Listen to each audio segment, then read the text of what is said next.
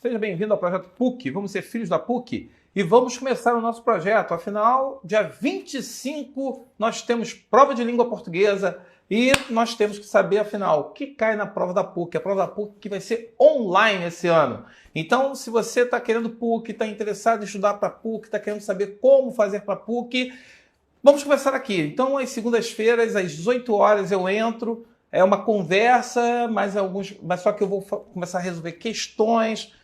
De repente vou começar a adaptar questões, falar sobre o que a gente pode esperar da prova. Nós temos aí umas 8 semanas até lá. E, é claro, trocando ideia, discutindo, a interação é muito importante. Você trocando comigo, você mandando perguntas, você mandando aí, no caso, falando comigo sobre o que você acha, o que você pensa, qual é o seu principal problema. Afinal, a prova da PUC é uma prova muito particular. Quer dizer, tirando a prova da UERJ, que tem a parte específica somente para a galera de português e das áreas ali de humanas, para fazer a prova discursiva de português, a prova da PUC ela era uma prova discursiva, tanto para quem era específica quanto quem não era específica. Então, o que acontece? Este ano, por conta do isolamento social, pelas questões que estão envolvendo aí essa problemática da Covid-19, praticamente nós estamos fazendo o quê? Nós estamos começando uma prova agora, esse ano vai acontecer uma prova, e todos os candidatos farão uma prova que será o quê? Objetiva, online e objetiva. Como todos farão a prova online objetiva, pelo menos assim o site não está dando muitas informações, só disse isso, que a prova vai ser online para todos, e objetiva também para todos, e a redação também tem essa questão online. O que vai acontecer? Bem, aí vem a grande dúvida, né? Vem a grande questão. Quantas questões vão cair na prova? A gente ainda não tem essa informação, mas a gente espera aí que tenha umas 15 questões, umas 15 questões de português e literatura, 5 questões de língua estrangeira, 10 questões de língua estrangeira, fazendo aí um corpo de 25 questões e mais a redação. De repente, aí pode ter até 20 questões de língua portuguesa e literatura, que eu não acho um excesso, não acho um exagero se compararmos com o Enem. E aí entra uma grande questão, a dúvida que muitos alunos estão colocando. E aí? Pessoal, o e aí é o mesmo que está acontecendo com todos os professores. Hoje, o que a gente pensa é pegar o modelo de prova que era discursivo e adaptar para o modelo objetivo. E como a gente vai adaptar para o modelo objetivo, aí a gente tem que pensar no conteúdo programático, que é um conteúdo programático que a gente já sabia. Por exemplo, quem pegar a prova da PUC, quem for lá no site PUC-RJ, PUCRio.br, você terá justamente o quê? Você vai descobrir que você tem questões discursivas. Você terá nessas questões discursivas o quê? Você terá uma média aí de 5 questões, tanto para quem era discursiva obrigatória, no caso específica, tanto para quem não é específica. E aí o que você tinha na prova? Você sabia que você ia encontrar 2 questões, uma questão de compreensão textual. Você normalmente tinha aquela questão da leitura comparativa. Então se dava 2 textos e você fazia a comparação. Eu acho que vai continuar isso daí. De repente, a gente vai ter uma prova cujo tema normalmente são temas abstratos, aí até que repercute na redação. Então, assim, resistência, que já caiu, direitos humanos, felicidade, utopia, medo. Temas como esse são temas que a PUC adora cobrar. Então, a gente pode começar a pensar o quê? Ela deve manter a pegada de manter aí, no caso, vamos dizer, 2 textos ou 3 textos, dependendo da quantidade de questões, que normalmente são da área de filosofia, da área de sociologia, da área de humanas, falando sobre o assunto, abordando o assunto. Então, o assunto que é o tema da prova. E normalmente, como é um tema abstrato, é um tema propício para a filosofia ficar refletindo, questionando, apresentando dados, apresentando informações sobre aquilo que seria um olhar de fora e reflexivo sobre o determinado tema escolhido. Então, se eu falo sobre a questão da utopia, eu posso pegar Eduardo Galeano, que vai dar o olhar dele sobre utopia, eu pego o olhar Salve, Thiago. Eu pego o olhar, de repente, de o que seria uma utopia para os românticos e coloco esses dois textos e peço para o aluno, primeiro, fazer uma leitura. Veja bem, isso com certeza o cara vai fazer, não tem como. O cara vai fazer uma questão objetiva em que ele vai pedir que você leia o texto e pegue a ideia central do texto. Se ele botar o texto 1, texto 2 seguido, ele vai pedir para você fazer uma leitura comparativa. Pô, valeu, abraço. Obrigado.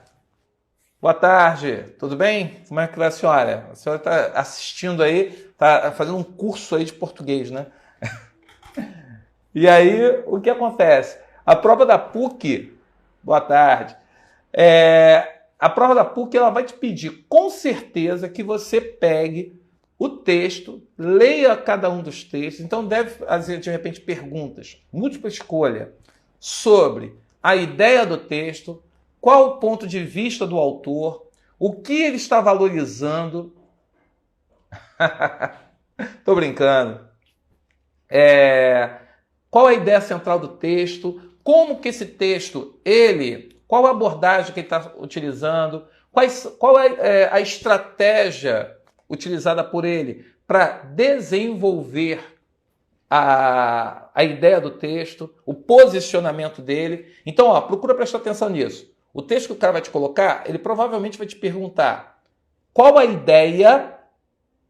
ideia do texto. Segundo, como ele desenvolve essa ideia no texto, porque normalmente são textos expositivos ou textos argumentativos.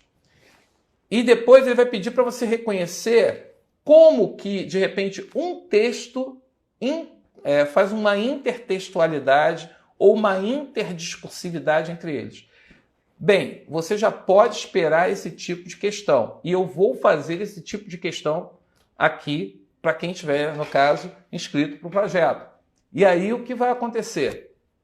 Eu vou colocar esse material vai ser disponibilizado e aí eu vou começar a treinar com você questões de compreensão textual e interpretação textual. Então, assim, não necessariamente questões de PUC, porque a gente só se for pegar PUC Minas, PUC Rio Grande do Sul, PUC Goiás, eu posso pegar questões desses vestibulares e colocar aqui para você justamente treinar, mas porque o mais importante ali é você treinar essa questão da compreensão e da interpretação textual. Então a gente ler o texto, reconhecer as ideias e procurar observar como fazer as questões é fundamental para você conseguir começar a pensar a prova. Então, vamos pensar por aqui. Primeiro caminho da prova, ele vai colocar para você 2 a 3 textos. Estou acreditando que eles vão colocar 2 textos com uma pegada filosófica, com uma pegada justamente sociológica sobre o tema da prova. E em cima disso, eles devem fazer, dependendo do número de questões, vamos aqui chutar. Se eles vão colocar 15 questões, provavelmente o que vai acontecer? Eles devem colocar 4 questões de compreensão e interpretação textual. Beleza? Então a gente tem que trabalhar isso por conta dessas questões. Gramática. Aí a PUC, qual é a pegada da PUC com a gramática? A gramática na PUC, ela sempre foi uma questão curiosa porque ela trabalha de que forma? Ela trabalha morfossintaxe. Como assim a morfossintaxe? Eu vou trabalhar com morfologia e quando eu falo morfologia, eu estou falando de classes gramaticais.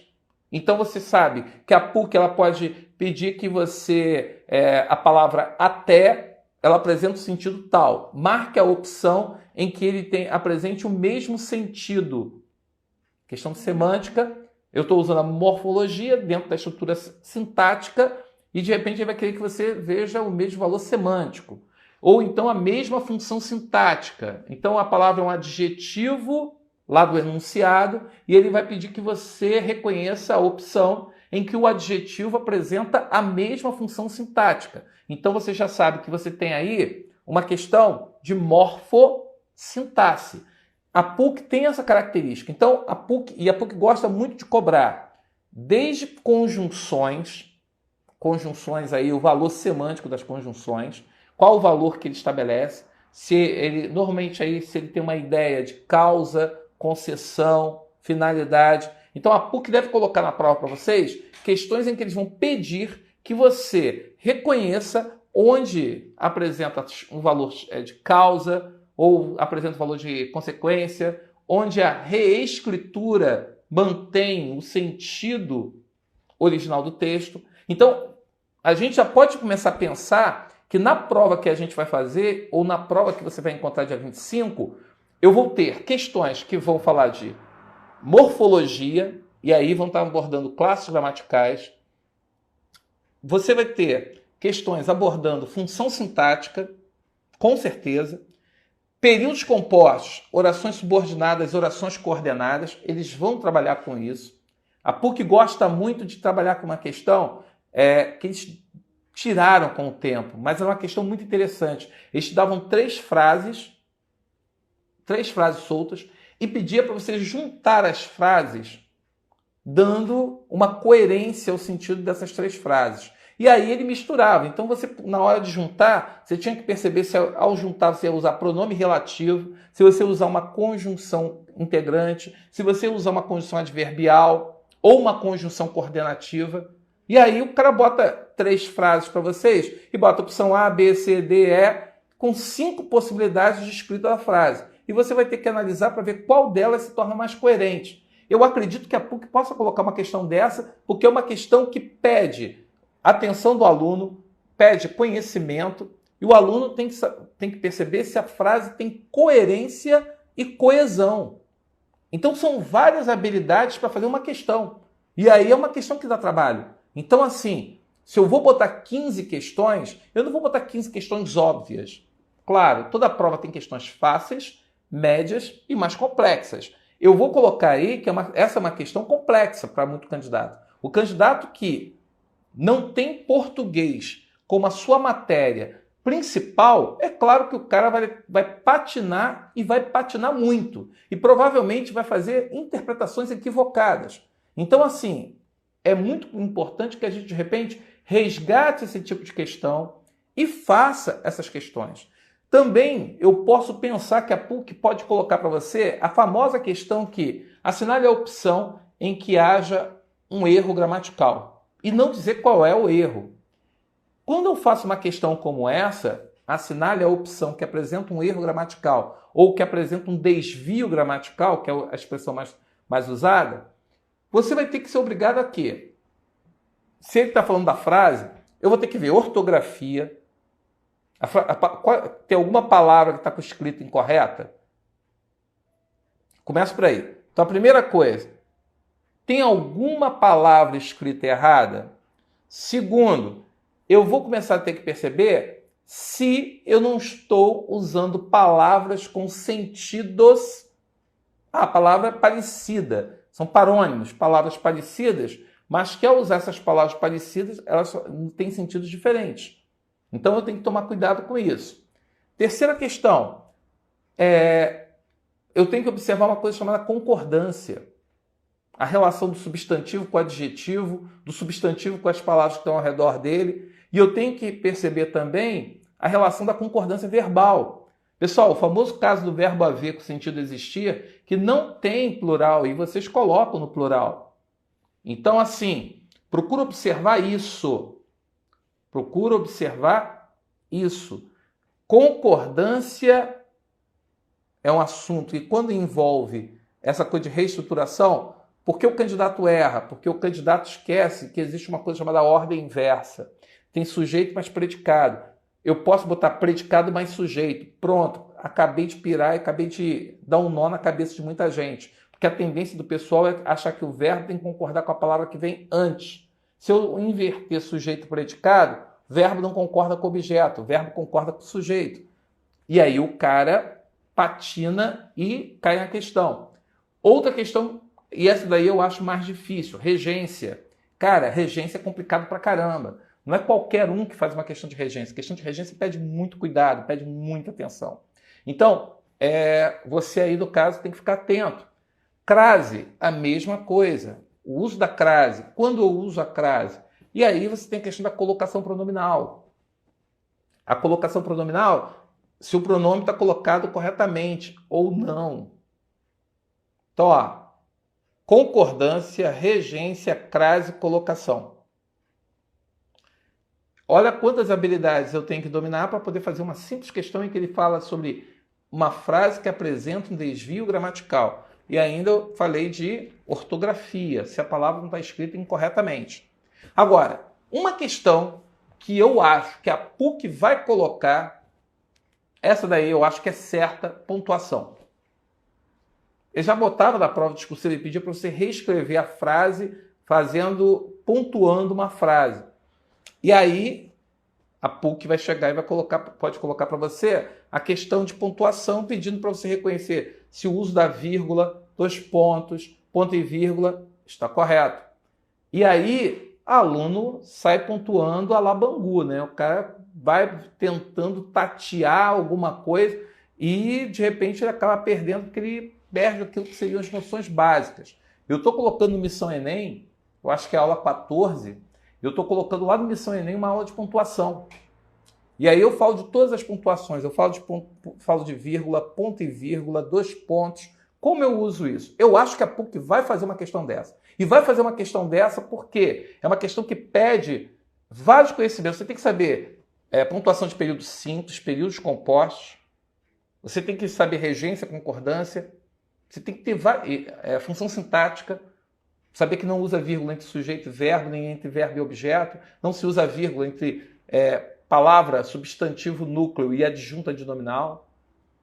Cara, é um monte de regrinha que você precisa saber para poder entender como eu estou usando, por que eu estou usando. Então, assim, a prova da PUC, eu vou pegar a prova discursiva dela e vou enxergar como que essa prova discursiva pode ser utilizada na forma de questões objetivas. Então, a gramática, pessoal, eu estou muito assim, naquela confiança de que a prova de gramática ela virá reunindo essas questões que a PUC sempre cobrou, sempre exigiu do candidato, só que de forma discursiva.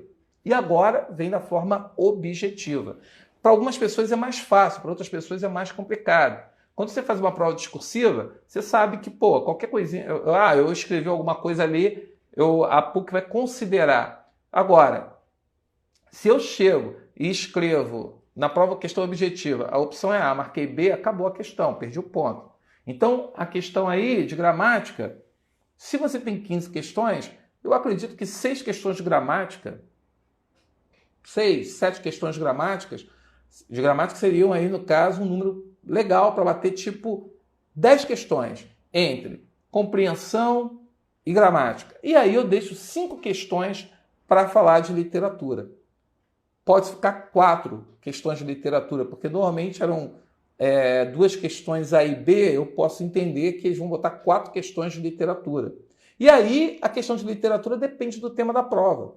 Se dependendo do tema da prova, ele vai pegar escolas literárias que abordem essas questões. Então, por exemplo, se o cara coloca para você um tema sobre liberdade, que já caiu, então acho difícil cair, mas o cara bota liberdade, eu posso pegar um texto de cartas chilenas do Tomás Antônio Gonzaga e eu posso abordar junto com essa questão das cartas chilenas, eu posso botar Cecília Meirelles.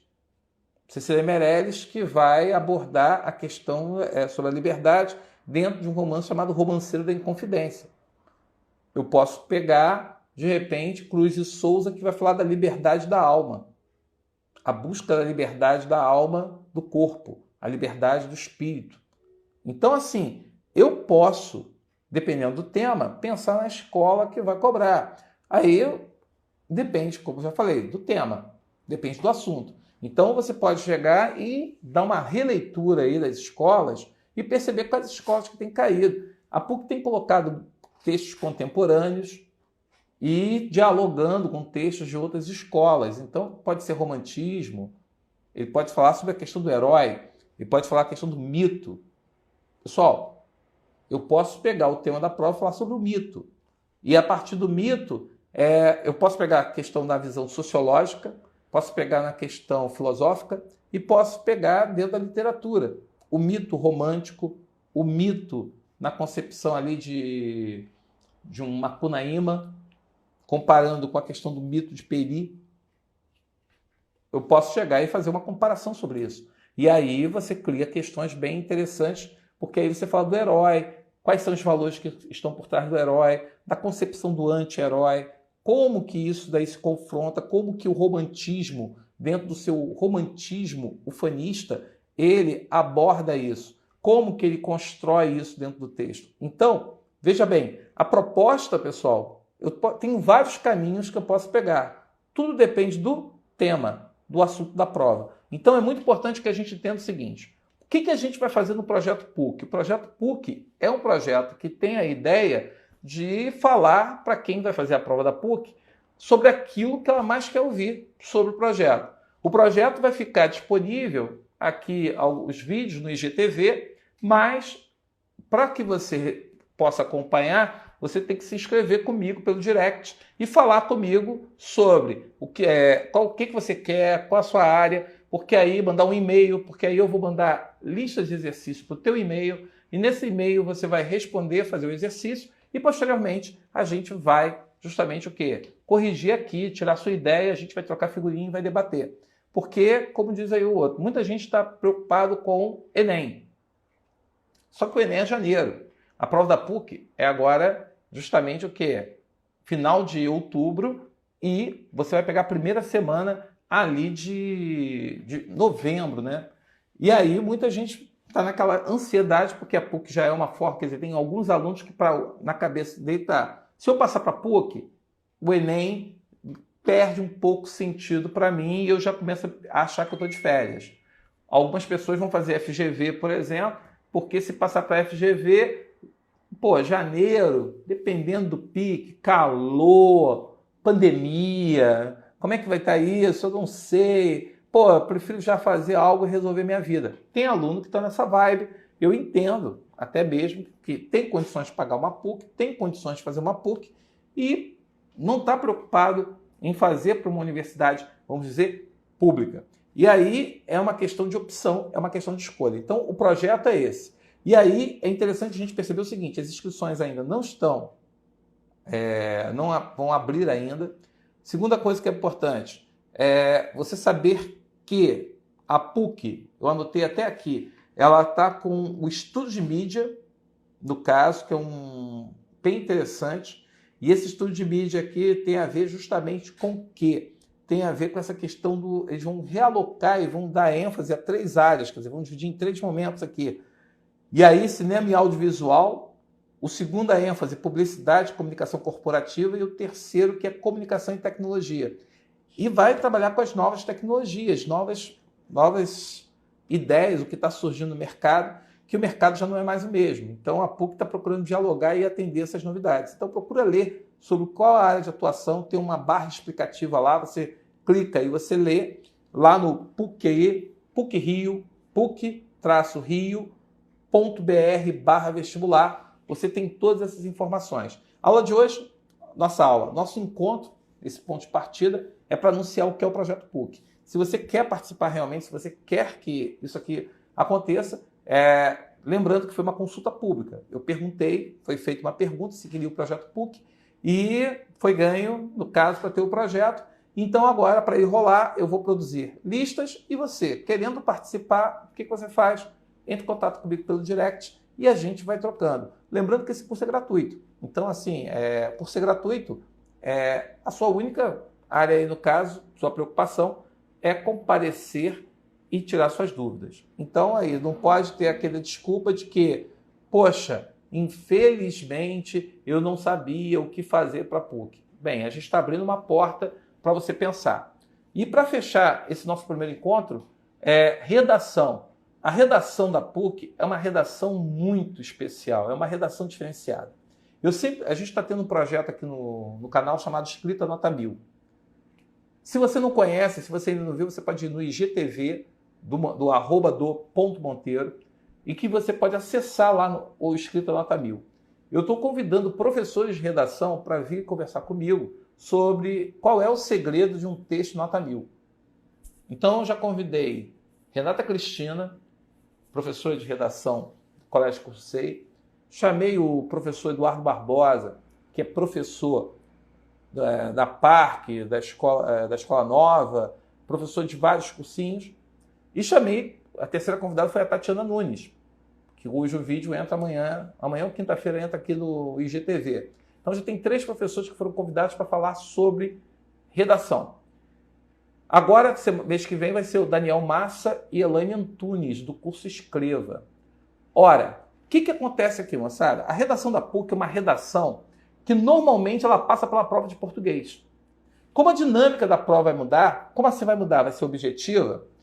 Você tem que observar que normalmente a PUC pede o quê? A PUC ela pede para você ler os textos da prova de português e usar esses textos como base e como referência da sua redação. Pô, a PUC te dá um mole, cara. Ele pede para você fazer um texto dissertativo, argumentativo, usando elementos da prova, ou seja, você pode fazer referências, citações, ilustrações, alusões. Se você trabalhou isso durante o ano, fica fácil você fazer isso, porque a PUC te abre muito esse caminho. Então você pode e você deve prestar muita atenção, que na prova da PUC você tem esse caminho na prova de redação. Agora, muito aluno acha difícil, porque vai lá, fale sobre liberdade. O que eu vou falar sobre liberdade? Cara, está no texto da prova de português.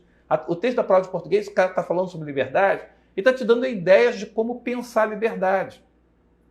Pô, teve uma prova que foi sobre viagem. Aí o cara, eu viajei na prova, professor. O que eu ia escrever sobre viagem? Se você lesse o texto 1 e o texto 2 da prova, você já teria ali pelo menos umas 4 possibilidades para você pensar o que é viagem. Então a viagem, o que é viagem?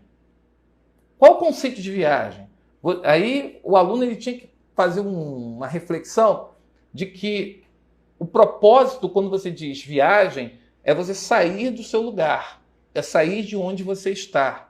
E no momento que você se desloca, que você sai, pessoal, eu estou abrindo fronteiras, eu estou abrindo caminhos, eu estou alargando as ideias. Quando eu digo que um livro é uma viagem, é porque o livro está tirando você da sua zona de conforto e está te levando para caminhos que você não conhecia. E você está abrindo suas ideias, você está abrindo seu olhar, está abrindo as possibilidades, você está enxergando coisas que você não enxergava. É a mesma coisa quando você visita uma cidade, você saiu, viajou, você fez uma viagem, conheceu uma cidade. O olhar do viajante nunca é o olhar do morador. Dá para entender o que eu estou falando? O olhar do morador é o olhar de quem tem uma rotina naquele espaço.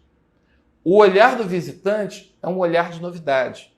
É um olhar de quem está descobrindo. E como o olhar é de descoberta, isso, é claro, te seduz muitas vezes. Por isso que muitas vezes você volta de uma viagem por lugares fascinantes, você volta com aquele discurso, eu moraria lá sem pensar 2 vezes. Mas se você senta para conversar com o cara que é morador, o cara que vive naquele espaço, o cara está doido para sair muitas vezes dali. Por quê? Porque ele não aguenta. Eu estava lendo uma reportagem sobre Barcelona e Veneza, e que moradores da cidade estavam dizendo que estavam adorando o período da pandemia, porque com a proibição da viagem, do turista, o morador da cidade estava tendo a cidade para ele. Então ele estava conseguindo fazer eventos que ele normalmente não consegue, porque tem fila para tudo quanto é lugar, é tudo lotado, é tudo cheio, e o cara não tem tempo. Quer dizer, o cara trabalha de segunda a sexta, muitas vezes sábado, tem o sábado e domingo para poder chegar e de repente sair para o lazer, só que os lugares que ele quer ir está lotado de turista. E o cara acaba não aproveitando a cidade pela quantidade de turistas que tem na cidade. E aí você descobre essa questão, né? Quem vive a rotina de uma cidade, quem vive a rotina de um lugar, ele acaba enxergando aquilo que um visitante não enxerga. Mas o visitante, ele se lança numa viagem para descobrir, conhecer. E aí é interessante a gente perceber que lá no texto da PUC, ele pedia que você fizesse um pouco dessa reflexão filosófica. Quando você pega a questão liberdade, a gente tem que entender o que é liberdade. Todo mundo diz que quer ser livre. Eu falo isso para os alunos, por exemplo, quando eu passo um trabalho. Eu passei um trabalho e falei, galera, o trabalho é sobre Dom Quixote. Cara, olha só, Dom Quixote. Mandei o cara ler o livro. Leia o livro. A partir da leitura, vamos lá, o que vocês enxergaram? O que vocês discutiram? O que vocês viram? E aí a gente começou a discutir, falar sobre Dom Quixote, pensar Dom Quixote, refletir sobre Dom Quixote. E aí o que aconteceu? Aí eu falei para os caras, agora vocês vão ser livres para fazer o quê? Para vocês fazerem o que vocês quiserem, desde que tenha coerência com o livro. Vocês podem fazer poesia, música, vídeo. Vocês podem fazer o que vocês quiserem. Estou te dando a liberdade de fazer. Metade da turma não conseguiu fazer porque o professor não entendia o que é para fazer. Cara, eu falei, você tem que ler o livro. A partir da leitura do livro, eu quero que você comece a pensar, refletir sobre o livro. Cara, não tem como você ficar...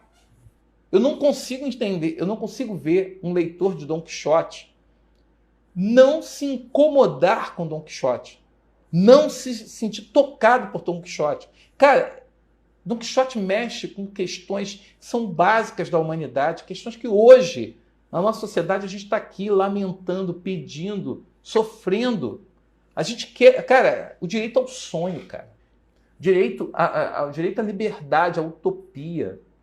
Cara, eu quero acreditar que, de repente, se eu estou botando um filho no mundo, o meu filho vai poder ser o que ele quer. Porra, se eu não posso fantasiar, se eu não posso sonhar, cara, o mundo acabou. O mundo acabou. E é aí que está a grande questão. Eu não quero convicções. Eu quero que as pessoas tenham reflexões, que as pessoas tenham ideias e estejam prontas para deixar essa ideia de lado e pensar outras coisas, enxergar outras coisas, ter a liberdade do olhar, ter a liberdade de sentir. É a velha história. O cara não pode chegar para mim e falar, eu não posso entrar no discurso de que eu sou otário. O outro que é mau caráter. Porque o cara está usando a minha boa fé, a minha boa vontade, para poder justamente tirar vantagem. É isso que a gente tem que botar na reflexão. A questão do Instagram, o que eu vou botar no Instagram? Cara, o Instagram, você pode colocar o que você quiser. Mas quanto mais você tirar a barreira do que é público e do que é privado, você não pode reclamar depois, isso é um excelente tema para a prova da PUC, público e privado. No momento que você começa a expor a sua vida, começa a conversar com as pessoas sobre suas ideias, sobre suas opiniões, você tem que estar preparado que do outro lado você não sabe quem está do outro lado, você não sabe quem é a pessoa que está te assistindo, você não sabe quem é a pessoa que está vendo, e a pessoa ela pode muito bem fazer um comentário que não é aquilo que você gostaria de ouvir. E aí você tem duas opções, né? Até três. Você pode concordar com a pessoa, você pode discordar da pessoa, você pode ignorar a pessoa. Só que o ser humano não consegue muitas vezes ignorar. Ele vai querer discordar, ele vai querer entrar nessa vibe de bater boca. E aí que está a grande questão. O que é público-privado? Qual é o limite? Eis a grande questão. Eu não tenho que ser amado, eu não tenho que ser... As pessoas não têm que ficar batendo palma, babando por mim, fulano. Não, as pessoas têm que entender que cada um de nós tem a liberdade de ser o que quer. E o Dom Quixote, ele, de certa forma, mostra isso. Quer dizer, o cara é chamado de louco, e ele tem uma certa loucura, uma utopia, mas aí a gente volta a falar. Outro tema para a PUC, loucura. O que é ser louco, cara? O que é loucura? Você consegue enxergar e definir o que é loucura dentro da sociedade hoje? Por exemplo, ontem a praia de Ipanema estava lotada. O Rio de Janeiro tem um crescimento diário de 5 a 10% de números de mortes. Está crescendo. E está constante. O número de pessoas mortas. Praia lotada, ônibus lotado, barcas lotadas, trem lotado. Quantas pessoas estão sendo expostas ao vírus? Quantas pessoas estão sendo expostas e tendo suas vidas colocadas em risco? E o pessoal está meio na base do chutar o pau da barraca. Dane-se. Aquilo que a Pugliese falou, se eu quero a vida, a galera está fazendo isso porque está todo mundo de saco cheio. As pessoas estão de saco cheio de ficar dentro de casa. As pessoas estão de saco cheio que as coisas fiquem aí. E aí que está, né? Querem que tenha concurso. Quantos alunos estão sem aula? Tem alunos que estão sem aula desde março. Aluno de escola pública não tem aula. e esse cara vai fazer o Enem de janeiro. Aí eu te pergunto, aí você vem com aquele discurso da meritocracia e com o discurso justamente o quê? Da questão da igualdade. Ó, eu estou dando a igualdade, todo mundo pode pegar um computador, sentar e fazer a prova do Enem. Você está tendo a mesma condição que o cara que está ali? O cara que está tendo aula online? Pô, hoje eu estava dando aula online. Tem turmas que eu dou aula online toda semana, fico lá 3 horas de aula dando aula direto, resolvendo prova, resolvendo questão, resolvendo assunto, dando matéria.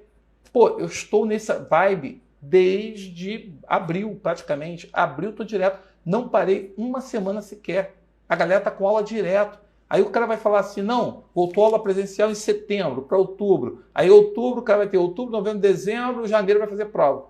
Pô, isso é me engana que eu gosto, cara. É o famoso me engana que eu gosto. Você não está aí, no caso... Ele, no caso, tá sendo injusto. Mas o processo aí, Mariazinha, é que ele sempre foi injusto.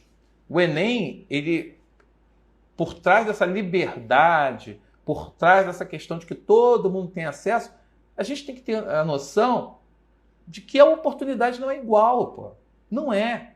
Nunca foi. E agora, eu falo que essa pandemia, ela aumentou o abismo, ela revela o abismo social, cultural, educacional, de saúde.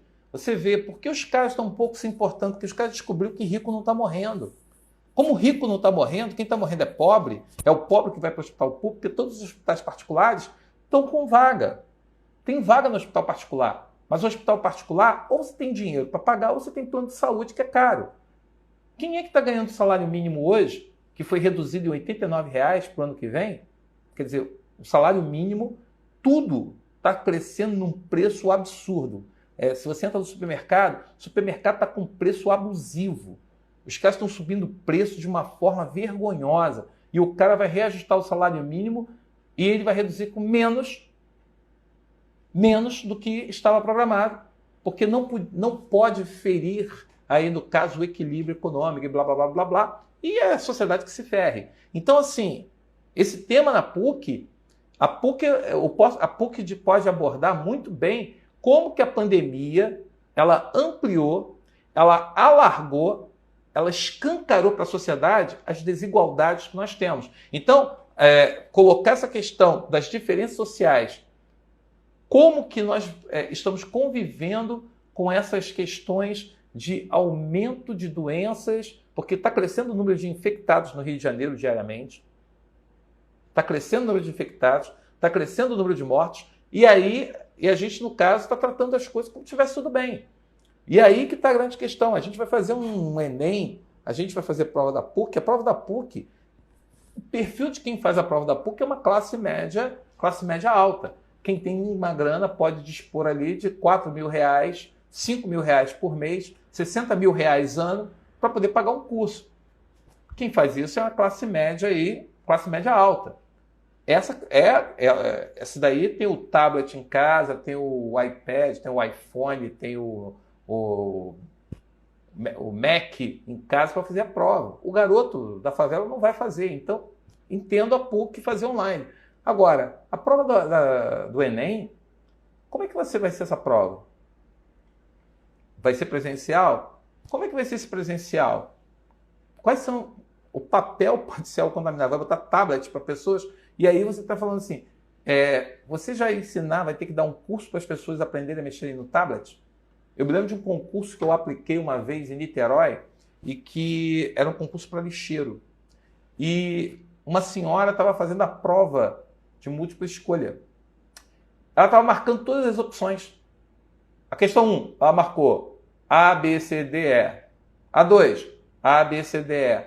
A 3, A, B, C, D, E. Aí eu olhei para a prova e falei, minha senhora, só pode marcar uma. Ah, é? É. Tem outra prova? Eu falei, não. Aí você vê que depois ela desanimou e começou a marcar aleatoriamente e foi embora. Imagine estudante, pessoal.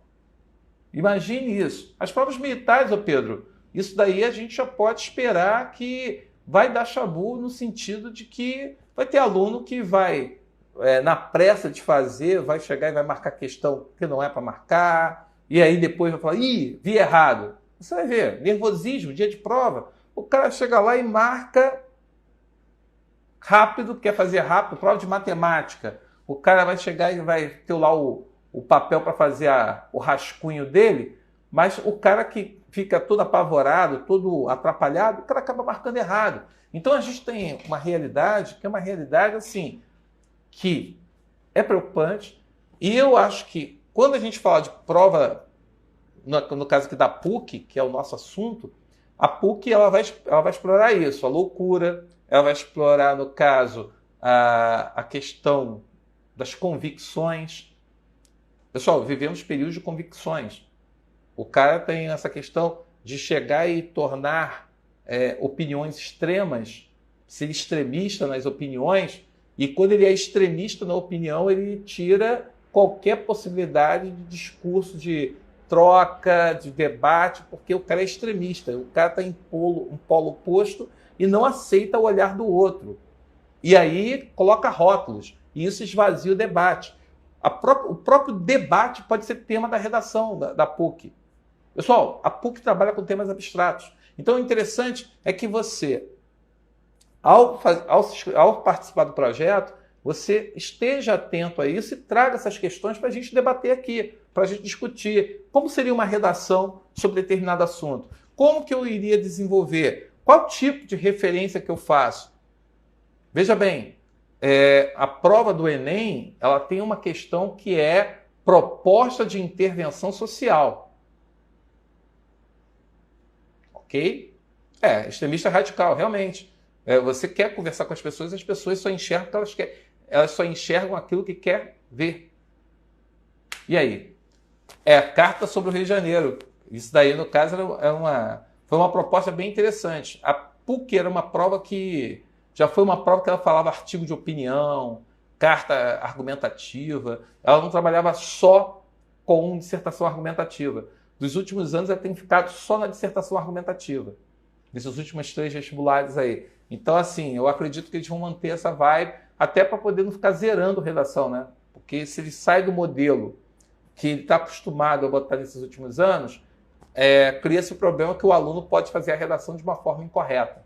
Então, para não abaixar a nota, não zerar até mesmo o texto, eu acredito que eles vão manter essa questão, essa pegada de uma dissertação argumentativa.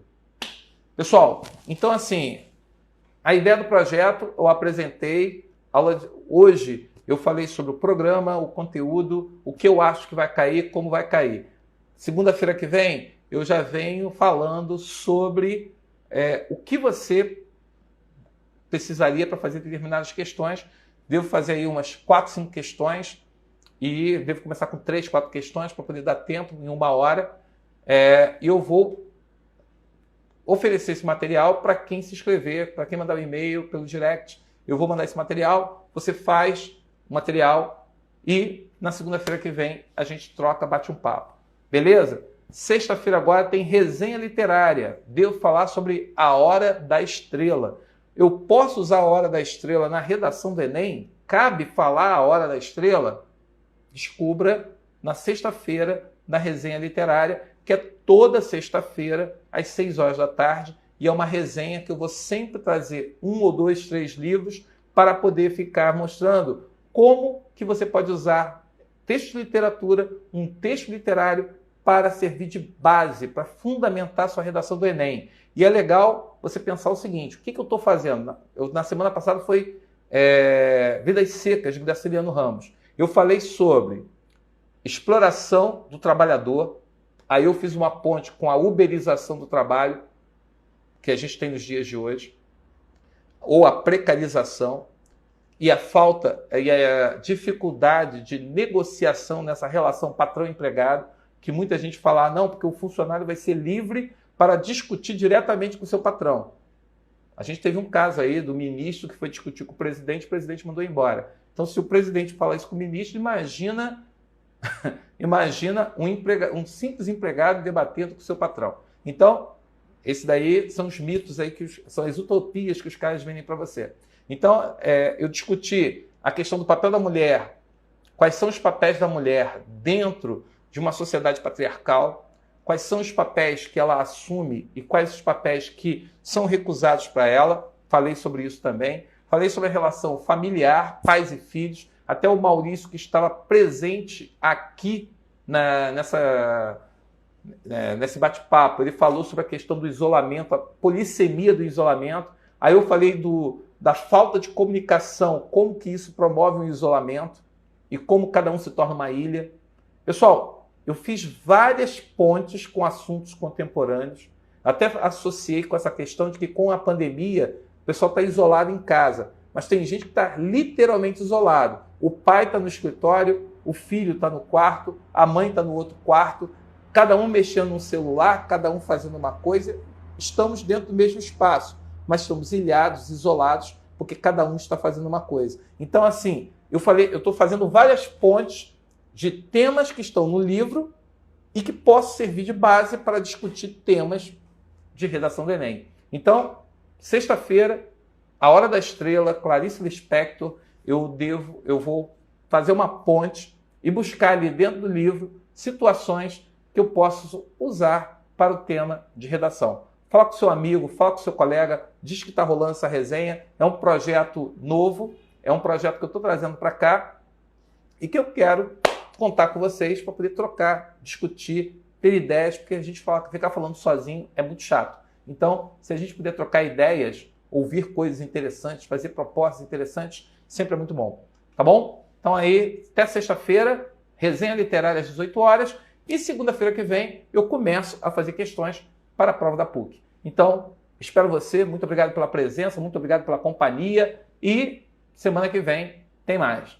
Valeu, um abraço, obrigado, Emanezinha, pela presença e pelo carinho de sempre. Deixa um beijo para a Júlia, dê parabéns para ela aí, que foi muito bom, foi muito boa a entrevista que ela fez aí com a filha do Zueni Ventura, e ela tem aí, no caso, a Júlia está conquistando um caminho fantástico, aí no caso, que é o caminho que ela está construindo, pavimentando, e está começando a receber um reconhecimento pela insistência dela de abordar a grande paixão pelos livros. É assim que a gente começa. Então, grande beijo, grande abraço para ela, tudo de bom, boa semana, fica com Deus. Obrigado aí, Pedro, pela palavra de incentivo, pela participação. E para vocês aí, tudo de bom. A Elisa Ventura, exatamente. Deixa um beijo para ela aí, parabéns para ela e que Deus ilumine o caminho de vocês. Pessoal, até lá. Tchau, tchau. Boa noite.